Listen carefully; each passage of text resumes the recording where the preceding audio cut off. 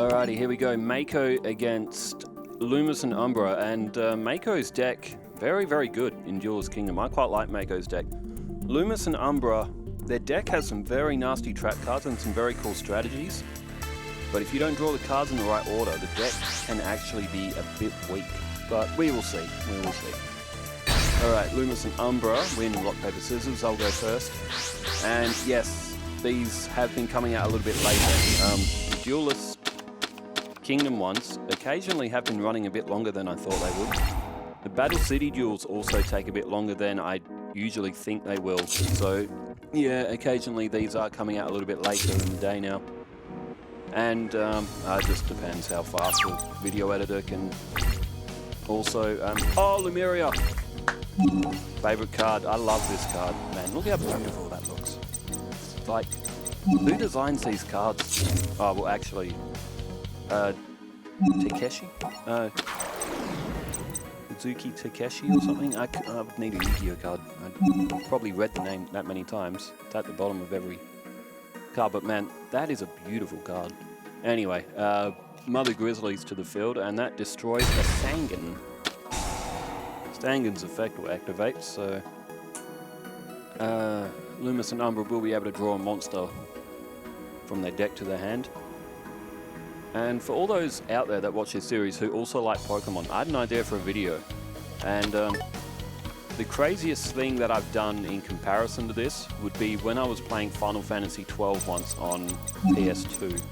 I got Vaughn to level 99 right at the start of the game by using the two werewolves south in the Giza Plains, if anyone's played Final Fantasy. Anyway, it took 98 hours or something, I think it took. It might have even been over 100. Might have been, actually, it might have been about 108 or something, but it took a long time to do. I was thinking, how long will it take to get a Pokemon to level 100 in like the first grass area just outside of Pallet Town in Pokemon Red or Blue? Or Yellow. Ah, well, Yellow you start with Pikachu. So Red or Blue. How long will it take to get a Charizard to level 100 before you battle Brock? And I don't mean by using an underflow glitch like how you can get the Nidoking. I mean literally leveling up against wild Pidgeys and the Tatters in those first grass. How long will it take to get Charizard to level 100? Starting with Charmander. Should I do it? I'm like I said, I've done crazy videos before, but yeah, that would probably... How long would that take? Well, usually it's about a little bit over 1,000,000 points, I think, to get to level 100. You know what? I reckon I might try that just for the fun of it. I don't know if anyone's ever done that before. I know people have used the glitch to get the Nidoking at level 100 when you use the escape rope in the forest and sort of like the trainer glitch. I've done that myself as well. Alright, Mother Grizzly and Tribe Infecting Virus on the field. Tribe Infecting Virus is a good... No, Lumeria! Ah. Okay, strategically, yeah, okay, it's a good move, but Lumeria. Flying Fish is a wind type, that's not actually a water type. However, Mako looking good here. Alright, oh, Master Clown. Not a great card to start with. And, Spherus Lady.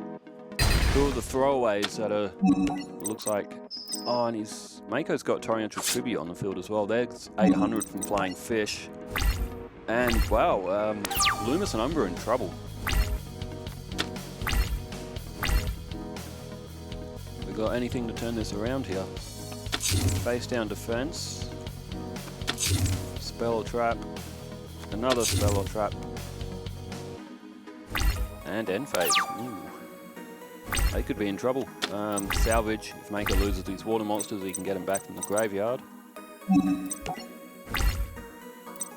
So yeah, I need to get back into doing some solo runs. I haven't done a solo run. The last one I did was Ghastly on Pokemon Red and Blue. I've done 92, I think my number was at. 93 maybe Ghastly. No, I think Ghastly was 92. I am determined to do all 150. 151, including Mew. I have actually already done Mew as a solo run. Alright, not much happening. Come on, Lumis, Umbra, you've got this. There's Melked, the four-faced beast. Victorian Tribute. You don't really need to activate that before. Okay, there's Dark Energy.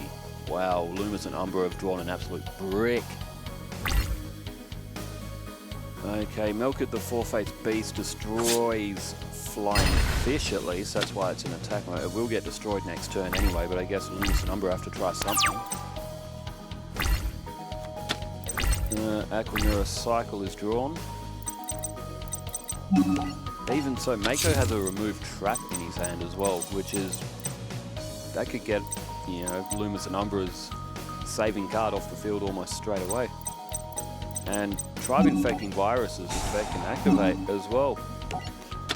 Ooh, throws away removed trap. I would have thrown away... even Umi's useful for the deck, but there's also Legendary Ocean. I would have thrown away Umi, not remove trap, against Lumis and Umbra. Just in case they spring one, because they do have some good trap cards, but if both of these attacks hit, which it looks like they might, Lumis and Umbra, they're down to 300 points. And Mako's at 7,000. He's barely been hit at all. Alright, one card face down. There goes a defense. Oh, it looks like Lumis and Umbra might have drawn a brick. There's Nightmare Penguin. With that summon, 200 attack more for water monsters. It looks like this one's a whitewash. Unfortunately, anything. Lumis and Umbra have anything. No, it's Shining Abyss. And Mother Grizzly is going to attack. 2100, and Lumis and Umbra are cooked. What's it? Ah, okay. They had Masked Beast in their hand, the actual ritual monster in their hand, so they couldn't do anything with that either. Wow. Alright, let's set them up again. Hopefully Lumis and Umbra do a bit better. Damn, the Pegasus and the Yugi match, I won't reveal the winner, but that was a bit lackluster. Yeah, that was a bit lackluster as well. I mean, there'll be duels like that, where one player beats the other one from a bad draw. Oh, that's not fantastic either.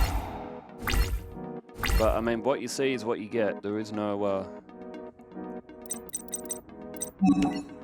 there's no takebacks or there's no redos in this. It's played as legitimately as possible.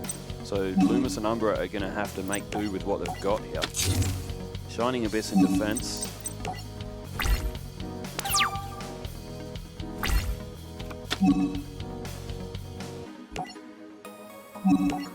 Okay, Mask of Restrict is activated. Neither player can tribute. And Mako's best monsters require tributes. So do Lumis and Umbra's, technically, but if they can defend, they can use, like, they can use some of their mask cards to use life points. There's a Legendary Ocean. Not gonna lie, a Legendary Ocean, that's a cool looking card as well. Reminds me of the Little Mermaid. I mean, believe it or not, I actually watched The Little Mermaid, the Disney one that came out in 1989. I actually watched that for the first time a few months ago. I had never seen that movie before in my life. And believe it or not, The Lion King, I watched that for the first time a few months ago as well. I had never seen The Lion King my whole life. And that made a lot of my friends who I said that to didn't actually believe me, but I could not. If I did see it, I don't remember any of it. I remember two scenes. Mufasa betraying Simba,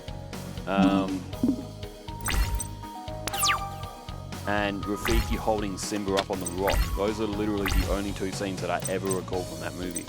So I mustn't have seen it, because I literally did not remember anything that happened in it. Anyway, Mako has gone with two face downs, and Lumis and Umbra themselves have only got Shining Abyss on the field. It's still in defense mode. You don't really want to lose that monster. So I do recognize why they're not attacking. There is a Mask of Weakness. You might want to get that onto the field, Lumis and Umbra. Although they do have some trap cards to defend that Shining Abyss. It's the only monster that he's got. Again, Lumis and Umbra not drawing great cards. We've also got Dark Core. That could also help.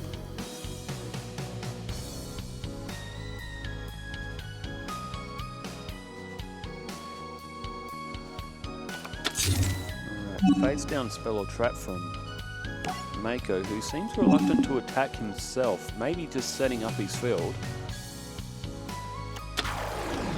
Ooh, there's Mermaid Knight. That can attack twice if Legendary Ocean or if Umi is on the field. Alright, I think Lumis and Umbra have got... Ooh, there's Starboy as well. Oh, okay, Mako's gone for the attack here. Oh dear.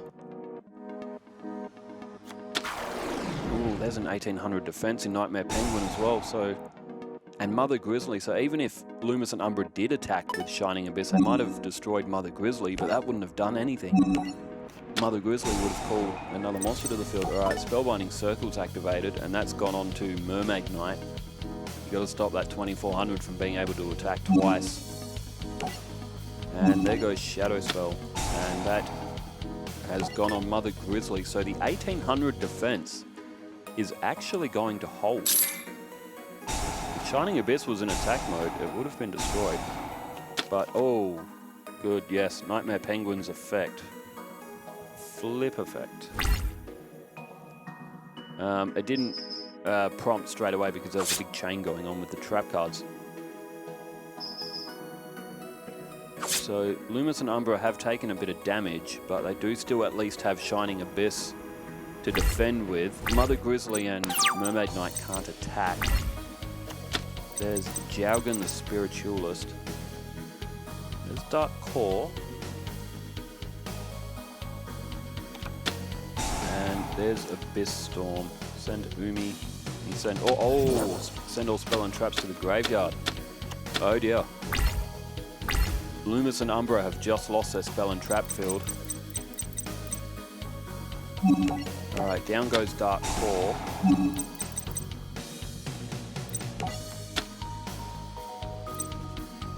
Oh, and select Starboy. I don't know about that. I mean, Starboy does drop everything's attack. And Shining Abyss goes back down into defense mode and Mask of Weakness. That's... You could have used Dark Core to destroy Mermaid Knight, but then if Starboy was still on the field... Oh, Shining Abyss could have attacked it, but it's likely that Mako would have been able to destroy Shining Abyss. Ooh, I don't know about... Oh, Lemuria's back. Fantastic. I love that card. I don't know. I don't know about that move from Lumis and Umbra. I mean, it works because Mask of Weakness can stop, as we're about to see. Mermaid Knight goes for the attack. I mean, at the end of the day, Shining Abyss is still on the field and still defending. But, ooh, was there a better way that Lumis and Umbra could have played that? And then again, with the deck that Mako has and the way that... I don't know if it really...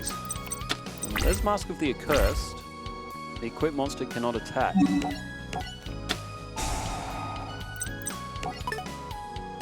Alright, Mermaid Knight's frozen again, and believe it or not, Shining Abyss still managing to hold on to the defense.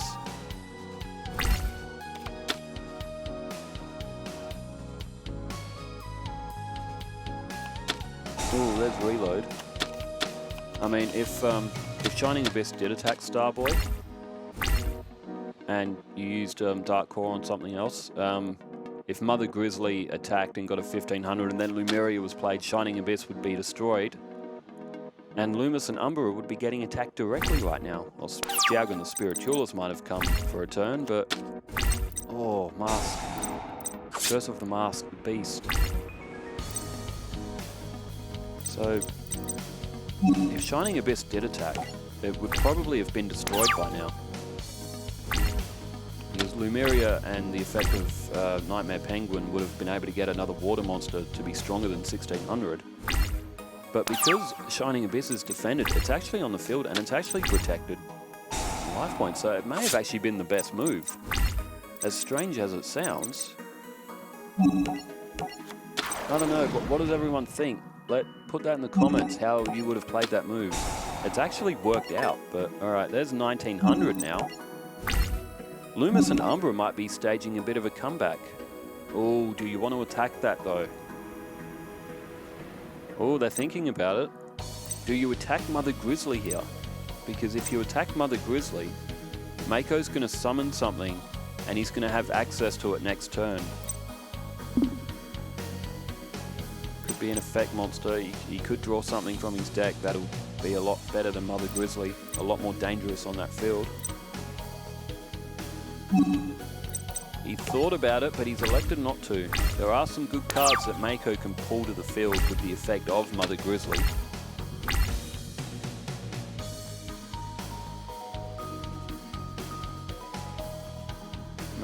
What was that?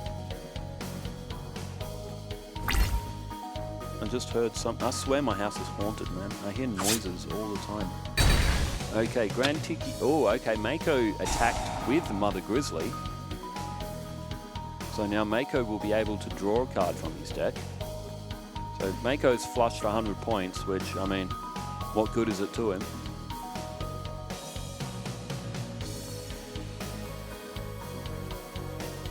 He's having a bit of a think, maybe a bit of a look through his deck, seeing what's available to him.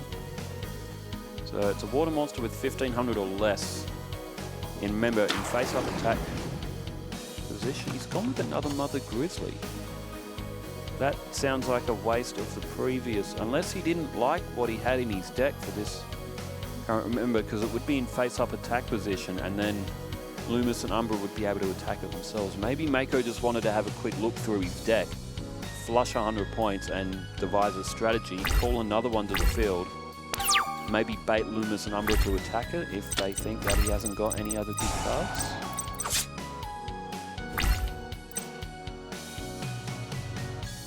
Mako may have just been doing that as strategy, just as planning ahead, which is very devious.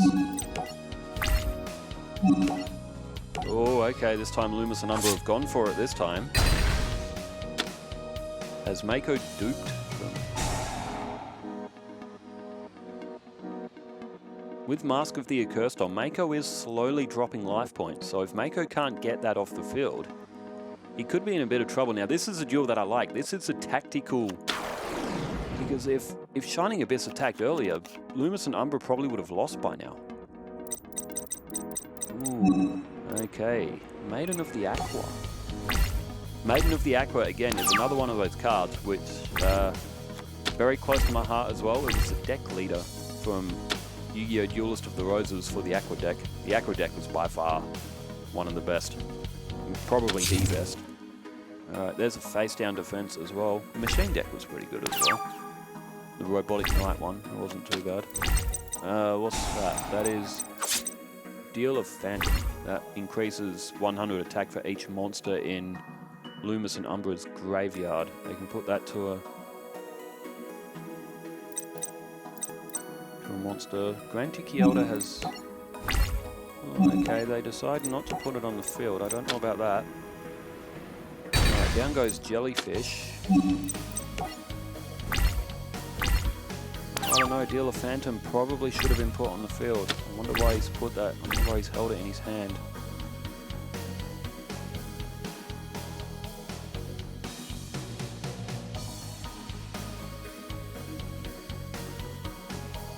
Then again, do Lumis and Umbra have any monsters in their graveyard?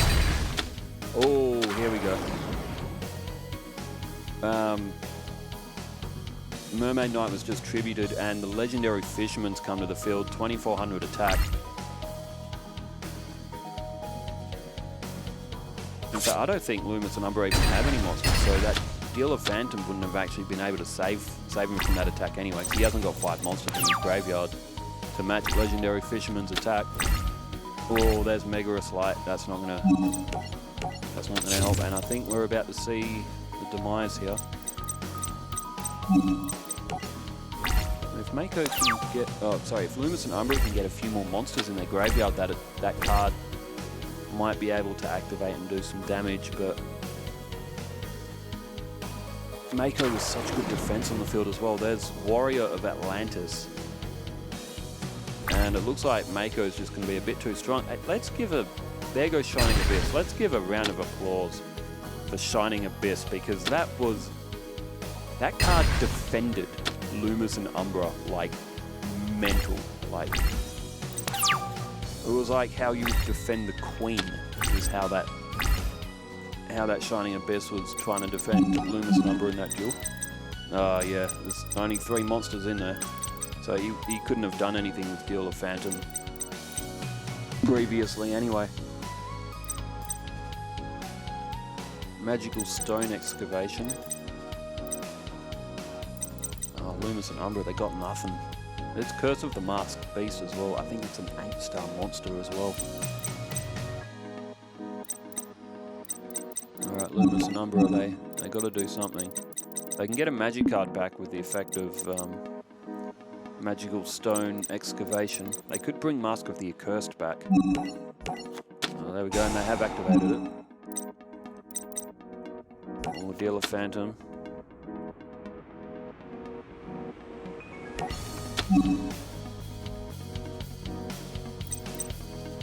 And yes, they have brought back Mask of the Accursed.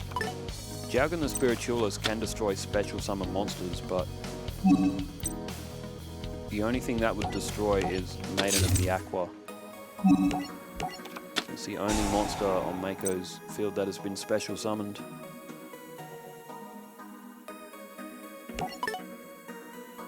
And then Jaugen would have to be in attack mode, and it's only hasn't got much attack. But Lumis and Umbra, again, they have not drawn a fantastic hand. Legendary Fisherman at least can't attack, but Melkid the Four-Faced Beast isn't going to be able to hold like what Shining Abyss did, and with Warrior of Atlantis hanging around on the field as well. Okay, Mako's gone for it now. There's Torpedo Fish.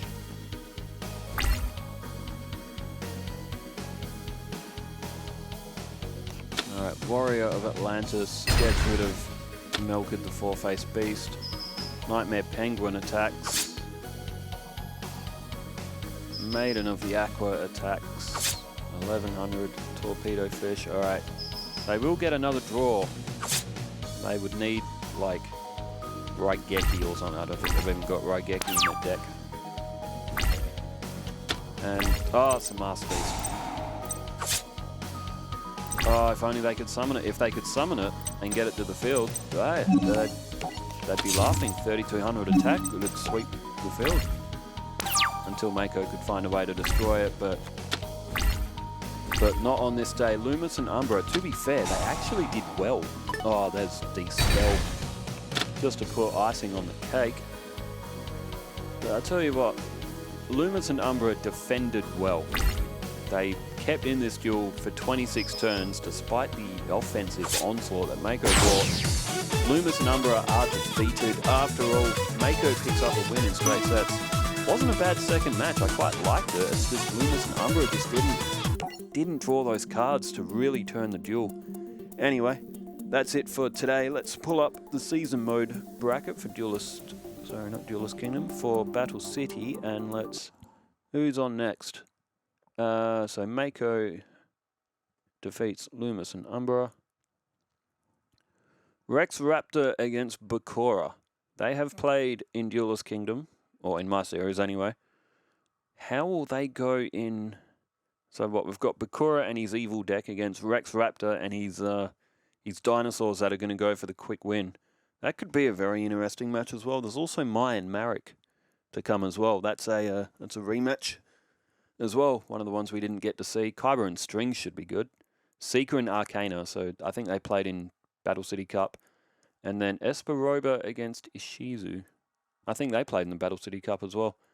Anyway, I'm going to go ahead and get this produced. Like I said, they might come out a bit later, these Yu-Gi-Oh! Duels, just because of the production stages taking a bit longer and all that, and the duels themselves taking a bit longer as well. So yeah, I'm going to go get that produced. Leave your comments. Let me know about that Pokemon challenge. Should I do that? Should I try get a level Grow Charizard to level 100 using level 3 Pidgey and Rattatas? I'd attempt it. So, all right, I'm going to head off, get that produced. Thanks everyone for tuning in, wherever you're in the world. Keep well, stay safe, farewell.